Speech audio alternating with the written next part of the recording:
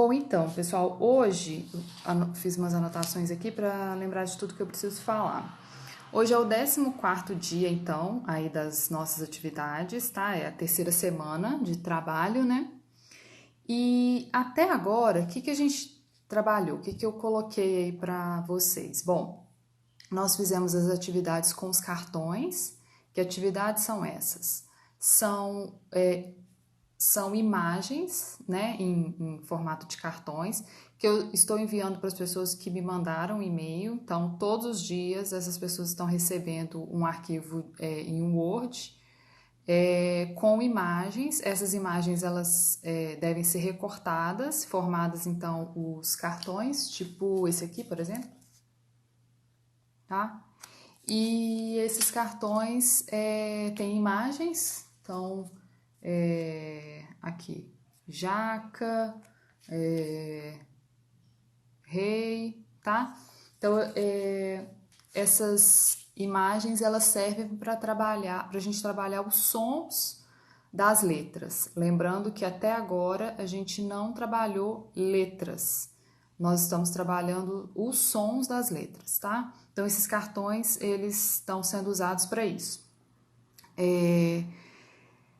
E a gente trabalhou todos os dias, do primeiro até o 9º dia, nós trabalhamos 2 letras. Por quê? Porque cada uma dessas letras que a gente trabalhou, elas têm um som só, tá? Então, no primeiro dia a gente trabalhou o A e o I, então o som do A é A, o som do I é I, fica fácil, né? No segundo dia a gente trabalhou a letra Z e a letra B, então o Z, Z, e o B, B, B. Terceiro dia nós trabalhamos a letra F e a letra M, então o F tem o som de F, o M tem o som de M, M. Quarto dia nós trabalhamos o P e o L, então o P, P, P, o L, L, L. Quinto dia, V e N, então V, N, N. No sexto dia a gente fez uma revisão. Sétimo dia nós trabalhamos o S e o E. Então, lembrando que a gente está trabalhando o som inicial, tá? Então, aqui o S, S, S. Aí eu até falei no dia que eu passei para vocês que o S, no meio da palavra, ele pode ter o som de Z, mas aqui nós estamos trabalhando o som inicial, tá? Então, o S tem o S, S, e o E tem o E, tá? E que dá pra gente estender, né? E o S também, S, dá pra gente prolongar o som. No 8º dia, nós trabalhamos o som do J e o som do U, então J e U. No 9º dia, nós trabalhamos o som do R e o som do O. O R tem a mesma questão, então o R no início da palavra ele tem um som e no meio ele pode ter outro. Mas nós estamos trabalhando o som inicial, tá? Então aqui a gente trabalhou o som do R, de rato, de rei, tá? Lembrando que quando o R aparece sozinho no meio da palavra, ele pode ter o som de R, mas nós não trabalhamos isso aqui ainda. E o O foi trabalhado junto com o R também no mesmo dia, tá?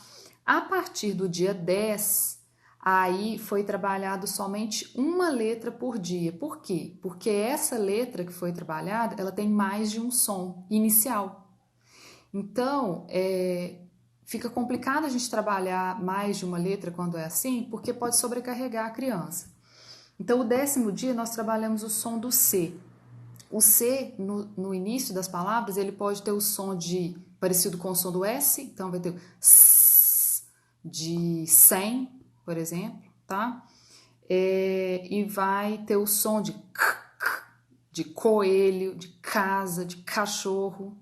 Então, nós trabalhamos esses 2 sons. E aí, a atividade também era diferente. No início, a atividade era de formar pares, e depois, quando é mais de um som, a gente não trabalhou de formar pares. No 11º dia, nós trabalhamos o som do D. O D, ele tem uma característica que é o seguinte, aqui para nós, na região sudeste, o D tem 2 sons, pode ter 2 sons. Ou o som D, que é dinossauro, tá? Ou o som D, que é de dado, dedo. Tem regiões do Brasil que o D tem um som só, que é o D, tá? Então você vê aí, dependendo da região que você estiver, como que você vai adaptar essa atividade. Eu coloquei essa possibilidade de 2 sons porque aqui funciona assim. No 12º dia nós também fizemos uma revisão. 13º dia nós trabalhamos o som da letra T. A letra T também é a mesma questão da letra D. Aqui na nossa região, eu sou de Minas Gerais, o T ele tem 2 sons. Então ele vai ter o som T de tatu, tamanduá, ou ele vai ter o som de que é de tigre, tiara. Então você vai fazer a mesma adaptação. Se na sua região ele tiver um som só, você vai trabalhar um som só, tá? E no 14º dia, que é hoje, como ontem a gente não teve atividade e na segunda-feira eu não consegui vir aqui para poder explicar essas questões, hoje eu achei melhor a gente revisar o som do T e as figuras com T, né? E eu enviei para vocês um arquivo que ele tem figuras com 2 letras. Ele tem figuras com Q, de queijo, e tem figuras com G, de gato. Mas hoje nós só vamos usar as figuras com Q, de queijo, tá? O G, as figuras com G, a gente vai usar amanhã. Mas eu mandei tudo num arquivo só para não ficar gastando muito papel. Cabia tudo num arquivo só, então eu achei melhor, porque aí você imprime numa folha só e pronto. Então, em termos de cartões, foi isso, tá? Depois, a gente trabalhou desses dias todos para cá, a leitura em voz alta. Então, mais uma vez, reforçando aí para vocês a importância da leitura em voz alta. A criança vai treinar aí a capacidade de ouvir, de distinguir aí auditivamente as palavras, a paciência de ouvir, tá? E a questão do vocabulário. Então, a leitura, quando a gente faz para criança, é um vocabulário muito mais rico do que a gente conversar, tá? A leitura ela vai ter uma riqueza maior de vocabulário aí. Para a leitura de hoje, eu vou recomendar para vocês 2 livros, tá? O primeiro deles é para crianças menores. Assim, a minha filha tem 7 anos e ela adora, tá? Mas pode ser que tenha criança que não vai gostar tanto, vai gostar mais as crianças mais novinhas vão gostar mais. Mas mesmo assim, eu recomendo para todo mundo. Que é esse aqui, ó. O Sapo e a Lagarta, tá? Ele é um livro que ele tem as ilustrações aqui do Walter Lara. Esse ilustrador, gente, ele é uma maravilha, tá? Os desenhos dele são assim, parece foto. Então, olha só que coisa mais linda. E aí, as páginas têm pouco texto, tá vendo? E aí tem a questão das ilustrações. A leitura é curtinha, é um livro pequeno, ele tem 22 páginas. E é um livro assim que tem um mistério e tal, então faz a criança pensar e aguça aí, né, o imaginário. Então é um livro bem legal. E para os maiores que já estão aí, já tem mais paciência para ouvir uma leitura maior, eu vou recomendar esse aqui, ó, Eide, a Menina dos Alpes, volume 1. Nós lemos esse livro ano passado e assim, a gente adorou, tá? Foi muito legal. Ele até tem algumas ilustrações, então aqui, ó, tá vendo? Mas são mais esporádicas, ele não é todo ilustrado, não. E ele tem 159 páginas, então é um livro maior, né? E você vê que a página é bem carregada mesmo, ó. Mas fica a dica aí, tá? É muito bom. Nós trabalhamos também até então um momento musical, então eu propus aí músicas do Palavra Cantada e outros pra gente. Por que o momento musical ele é interessante? Primeiro porque é um momento de descontração, então te aproxima ali da criança, vocês estão brincando juntos. Segundo, porque a gente treina a questão do ritmo. Então, por que o ritmo é importante? Porque na leitura, a criança, se ela não tiver um ritmo para ler, ela vai ler de forma equivocada, porque a leitura vai ter pontuação, então ela vai ter que treinar ali a paciência para parar e esperar daquelas pequenas pausas ali da vírgula, dos pontos, enfim. Então a música vai treinando isso também na criança, ela vai percebendo que existe um ritmo, que não é só sair cantando a letra. A gente fez também alguns jogos de memorização. Então a gente fez brincadeiras com o jogo da memória, fez brincadeiras com blocos, fez brincadeiras com comandos que você fala para a criança, uma sequência de coisas que ela tem que fazer. Então a gente fez todas essas atividades aí. E por que o jogo de memorização é importante? Para treinar a memória de curto prazo. O que a gente vê muitas vezes? Crianças que leem a frase inteira e aí acabaram de ler e elas não se lembram do que elas leram.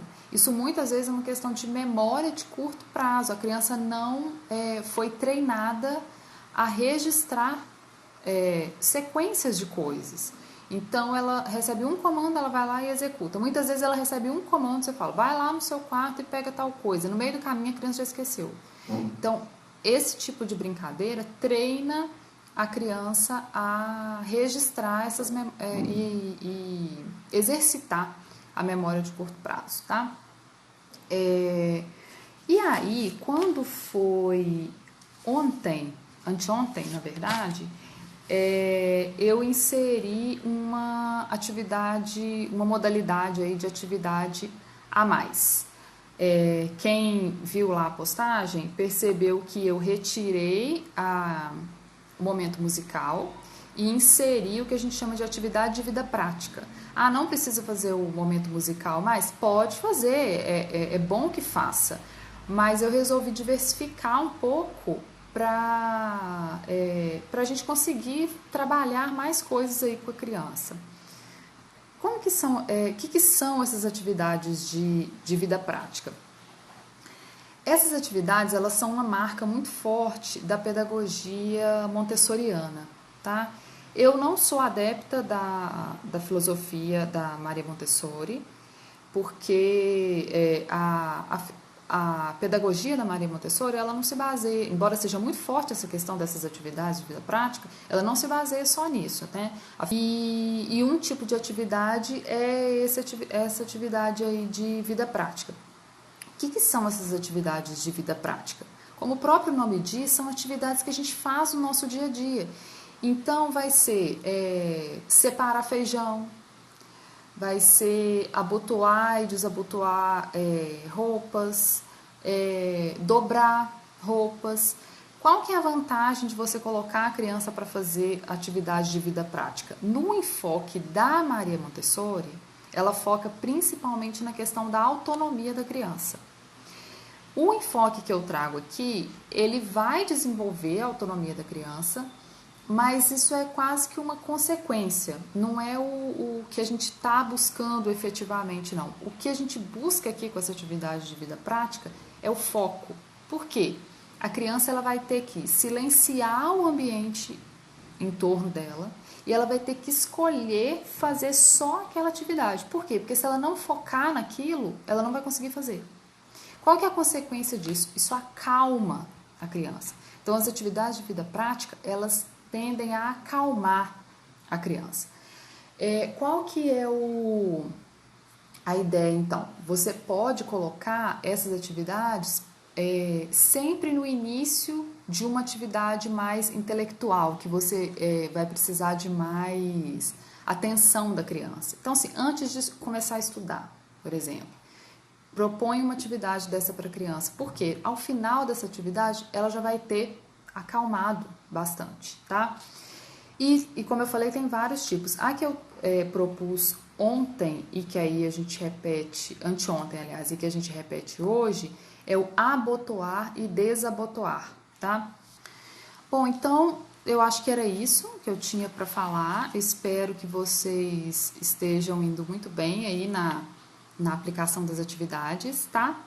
E qualquer dúvida, vocês me escrevam que a gente conversa e a gente tenta resolver da melhor forma possível, tá bom? Um abraço a todos e até mais.